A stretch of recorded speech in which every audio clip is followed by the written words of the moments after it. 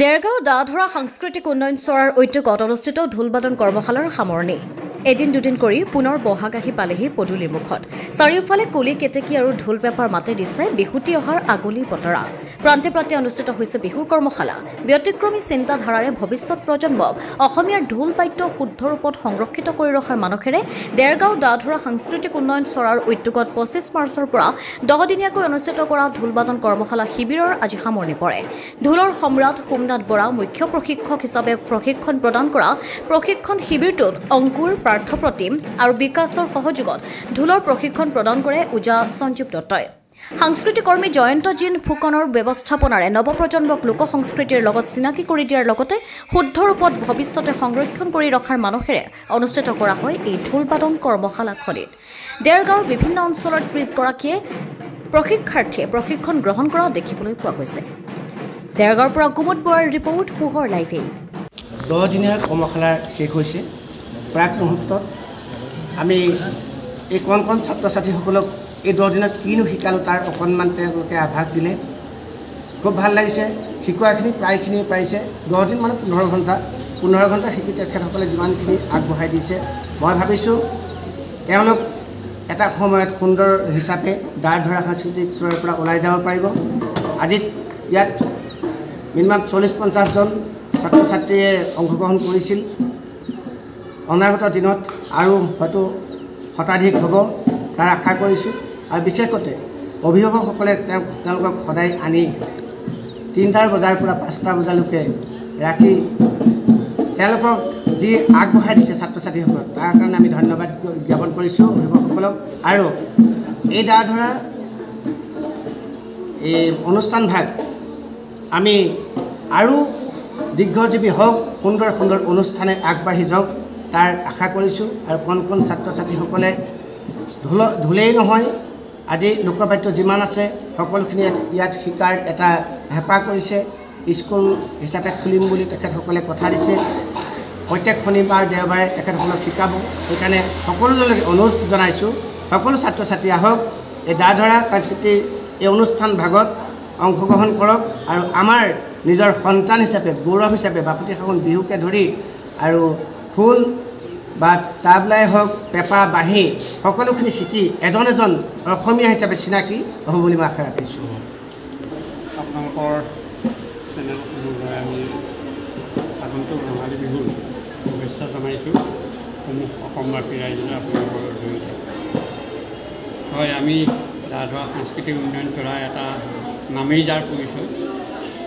এই সাংস্কৃতিক উন্নয়ন চৰাই আমি বিভিন্ন কাৰ্যসূচী লওঁ একোখন মঞ্চ দিবলৈ শিশুসকলক চেষ্টা কৰোঁ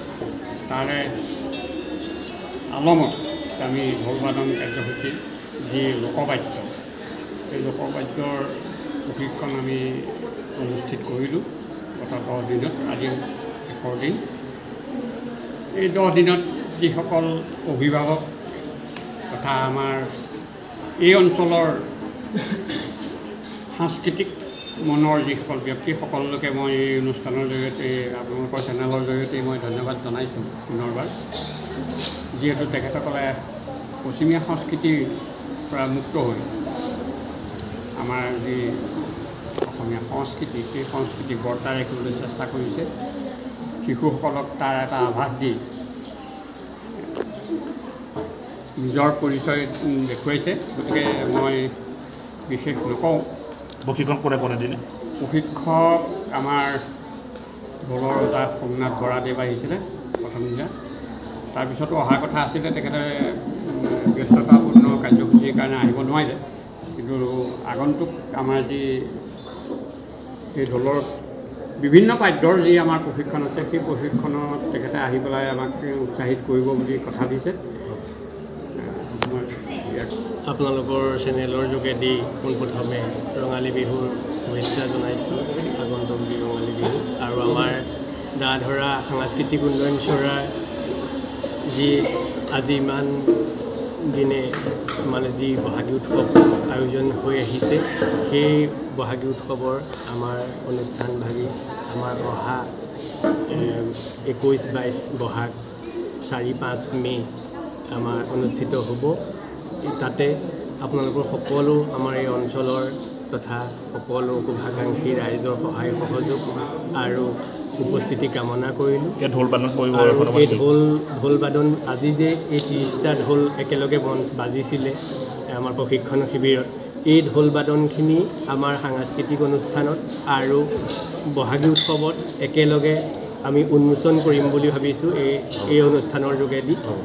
সেইকাৰণে আমি এই ঢোল বাদন সোমনাথ বৰাদেৱক আমি এই আমাৰ অনুষ্ঠান ভাগ যে আমাৰ ইয়াত প্ৰশিক্ষণ দিলে, সেইকাৰণে তেখেতলৈ আমি আন্তৰিক অভিনন্দন জ্ঞাপন কৰিছোঁ আৰু আমাৰ এই অনুষ্ঠানৰ তৰফৰ পৰা তেখেতলৈ ধন্যবাদ জনাইছোঁ। আৰু বিশেষ নকওঁ, আমাৰ এই অনুষ্ঠান যোৰহাট তথা অসমবাসীৰ বাবে সুখবৰ। উজনি অসমৰ লগতে যোৰহাটৰ শিশু যুৱক যুৱতী মহিলাসকলৰ বাবে এয়া সুখবৰ। যোৰহাটত মুকলি হ'ল লেকমি চেলুন। যোৰহাটৰ গড় আলিৰ এপল' টাৱাৰৰ প্ৰথম মহলাত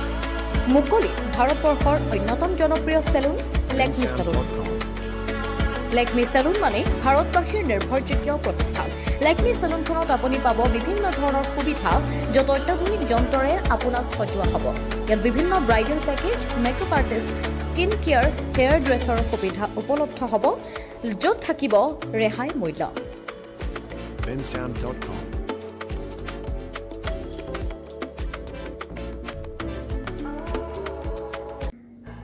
যোৰহাটবাসীৰ বাবে সুখবৰ। থানা ৰোড ক্ৰিষ্টেল টাৱাৰ প্ৰথম মহলাত মুকলি হ'ল 7 চফিন চিল্ক এম্পেৰিয়াম নামেৰে এখনি আটকধুনীয়া সাজপাৰৰ বিপণী। ইয়াত আধুনিক ডিজাইনৰ পিয়ৰ পাট মুগা, এৰী, নুনি, টছ আদিৰ লগতে বংগীয় হস্ত নিৰ্মিত সাজপাৰ, কাঠা ষ্টিচ, জামদানি, অসমীয়া গহনা, টেৰাকটা গহনা উচিত মূল্যত উপলব্ধ হ'ব। বিপণীখনৰ পৰা অনলাইন যোগেদি বা হোৱাটছএপৰ যোগেদি আপুনি আপোনাৰ মন পচন্দৰ কাপোৰ তথা গহনা ক্ৰয় কৰিব পাৰিব। ঠিকনা হৈছে ক্ৰিষ্টেল ৰোডৰ প্ৰথম মহলা। যোগাযোগৰ নম্বৰ স্ক্ৰীণত আপোনালোকে নিশ্চয় প্ৰত্যক্ষ কৰিছে।